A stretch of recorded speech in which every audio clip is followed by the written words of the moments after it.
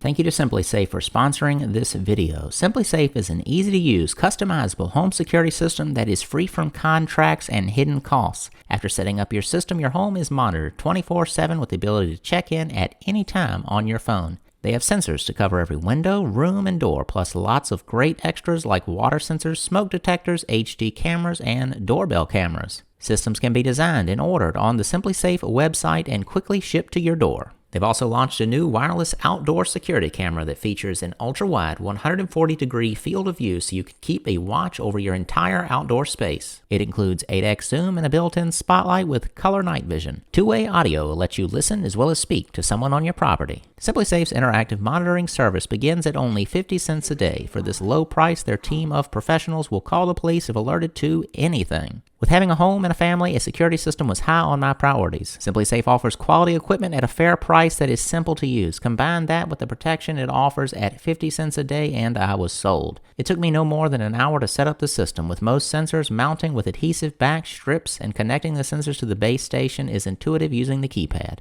I have mostly relied on the entryway sensors to keep up with people coming and going, but the outdoor security camera paired with the SimpliSafe app is quickly becoming one of my favorite tools. I can open up the live view anytime, at home or on the go, to see who's on my porch or in the yard. Save 40% or more on your SimpliSafe security system during their biggest sale of the year. Visit simplisafe.com/homemade-home to learn more. I'm ready to spray. I'll be using a Graco X5 sprayer, and it was bullseye paint. I have it all the way upstairs out the front door on the ground, and a long hose run to the gun. Let's get started.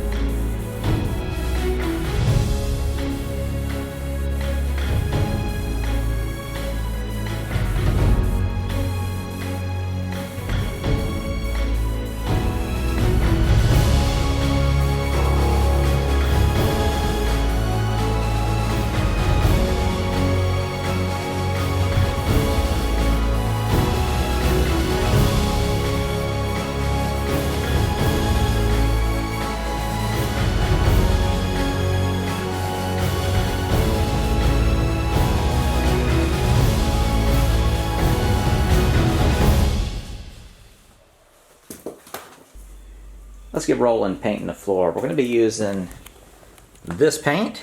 Got it at Home Depot. Didn't pick it for any particular reason. Just read it. Looked like it made sense. Figured if it can be on a garage floor, it can be in this basement. There's the color, so it'll dry something around like that. And I'd rather just roll it on everywhere, but I'll probably go ahead, maybe cut in with the brush on the edges. I really didn't want to spend the time doing that, so I'm not sure what I'm going to do yet. I'm going to test it with a roller probably first. And if I can't get that close, I might go ahead and cut in just for a cleaner look. But it's going to be a wavy line anyway, so...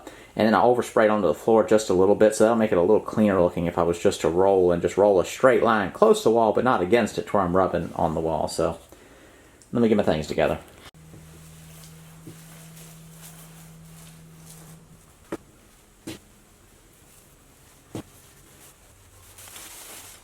We'll go ahead and cut in. That's going to be much cleaner, especially if you have a good amount of paint on your brush. You can just do it in one little swipe pretty much, or go one way, come back the other way. That's the way it is when you're painting a real textured surface like this.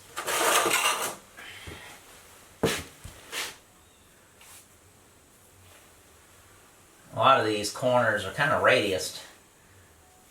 These walls look like they've had some sort of masonry, almost like they've been stuccoed in areas, probably because the walls were kind of falling apart a little bit.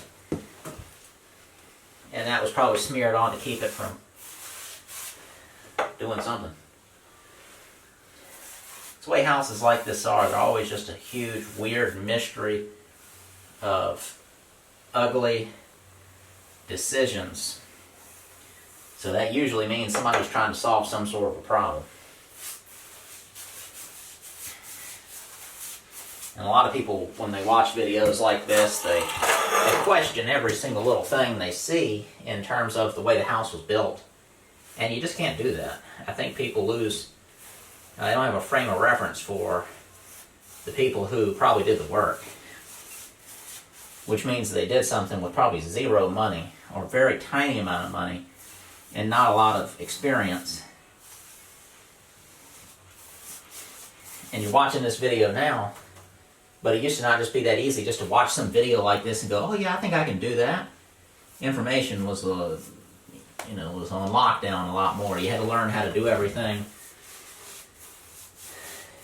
in a real life way, not find some person on YouTube that just quickly shows you how to do something. You're skipping through a 2-minute video being impatient, how to learn how to plumb a whole house. It's an amazing thing, and you got to keep it in mind. Yeah, that's going to look a lot better cutting in like that. I don't want to do it, but it's going to look better.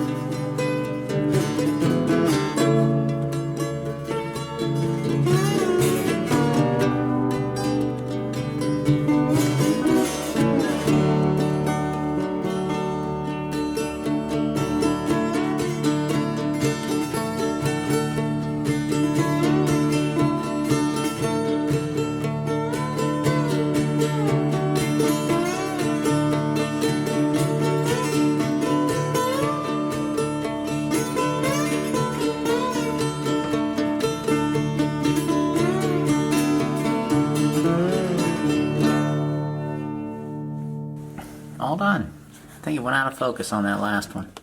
I won't know till I get it on the computer. I think it's a glare. Oh, what's this thing?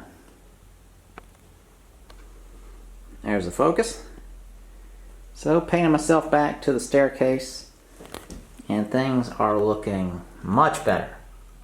This basement still is what it is, but you can walk around down here now, well, once it's dry. Socked feet. Don't have to be too scared. Walls are white. It's much fresher down here. Obviously, it smells like a bucket of paint right now. But having the floors be a consistent color all the way throughout, and the walls being beautiful, meaning just a rough surface, just sprayed out as good as it's going to get. Much, much cleaner space. Much more inviting. Nowhere near as scary. So onto the steps. Went ahead and painted the side of the stringer, and then the 4x4 supports, went ahead and hit them with this paint as well, and then the steps will get painted the same. I'm going to wait till this is dry and I can maneuver down here a little easier to where I don't have to paint backwards up a set of steps, but it's going to look good. Starting at the back door, let's have a look at the paint job. I'm in socked feet right now. This finish is dryish, but it is not totally dry yet. I can't feel any tackiness in this room where I started, but the closer I get to that ramp, I start to feel like wants to stick to my socks just a little bit. Back room, utility room, where you work out all your frustrations with the punching bag. Washer and dryer right there, hot water over there. I had that workbench there. I'm not going to put anything here, just whoever wants to do whatever they want right there, they can do it. This is the new slab, so of course this probably took the most paint as far as like absorbing it, so you could like hit this twice and you'd probably have a more even sheen. I'm not sure what I'm going to do yet. I don't think there's anything wrong with just sticking with this for right now, and then in the future if it needs to be hit again, you just clean it up and roll out another coat of finish. When you have paint already on a floor, rolling after that goes really fast because you've kind of already filled in a lot of those little spots. You really have to apply some pressure to get the roller extra paint to kind of fill in stuff.